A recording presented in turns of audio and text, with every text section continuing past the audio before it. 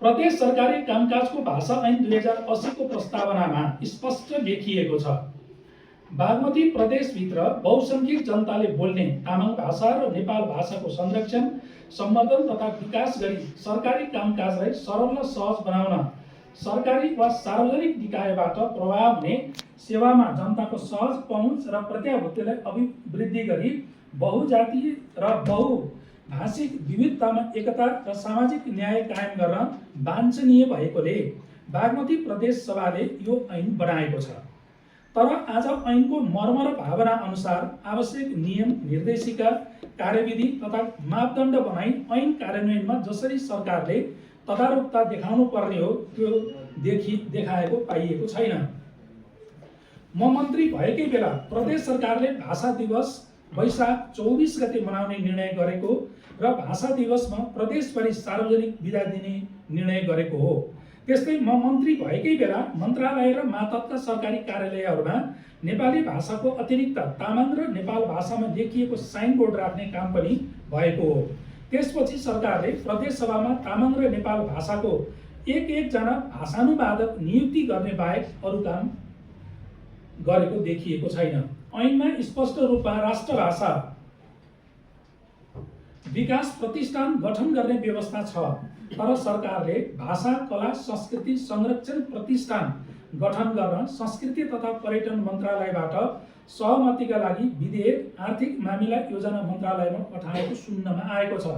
खासमा यसले ऐनको मर्मलाई आत्मसात गर्छ जस्तो लाग्दैन। भाषा ऐनले भाषाको संरक्षण, सम्वर्धन तथा विकासका लागि सरकारी कार्यालयमा सेवाग्राहीले मौखिक वा लिखित सेवा प्राप्त गर्न सक्ने, दस्तावेजीकरण गर्ने, नागरिक बडापत्रमा सेवाग्राहीलाई सूचना तथा जानकारी दिनुपर्ने व्यवस्था भए पनि सोको कार्यान्वयन अझै हुन सकेको छैन। प्रदेश विश्वविद्यालय, उच्च शिक्षा एवं शिक्षण संस्थाहरूमा स्नातकोत्तर तह र विद्यावारिधी तहसम्म अध्ययन अध्यापनको व्यवस्था गराउने, शैक्षिक व्याकरण र शब्दकोश निर्माण गर्ने, कम्प्युटर प्रोग्राम, उपकरण, भाषा अनुवाद सम्बन्धी प्रविधि र यन्त्रहरूको व्यवस्था मिलाउने, पत्र पत्रिका तथा साहित्य प्रकाशनलाई प्रोत्साहन गर्ने, भाषिक संस्थाहरूको विकासमा योगदान पुर्याउने ऐनमा व्यवस्था भए पनि कार्यान्वयन हुन सकिरहेको छैन। त्यस्तै विज्ञ समूह गठन गर्ने काम पनि अगाडि बढ्न सकेको देखिँदैन। त्यसैले आजको यस कार्यक्रम मार्फत आर्थिक वर्ष 2083-84 को नीति, कार्यक्रम र बजेट तयारी गरिरहेको बागमती प्रदेश सरकारको ध्यानाकर्षण गराउन चाहन्छु। 1.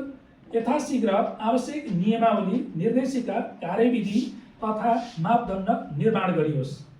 2. सेवाग्राहीलाई मन्त्रालयदेखि मातहतका कार्यालयसम्म भाषानुवादक नियुक्ति गरी सेवा प्रवाह गरियोस्।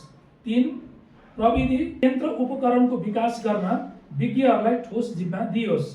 4. शैक्षिक संस्थाहरूमा अध्ययन अध्यापनका लागि आवश्यक तयारी गरोस्। 5. विज्ञ समूह गठन र 3 महिनादेखि आर्थिक मामिला तथा योजना मन्त्रालयमा थन्किएर बसेको भाषा, कला, संस्कृति संरक्षण प्रतिष्ठान विधेयकलाई सहमति दिई गठन प्रक्रियालाई अगाडि बढाइयोस्। अन्यथा हात्ती आयो खुस्सा भन्ने युक्ति बागमती प्रदेश सरकारको हकमा पनि लागू हुनेछ।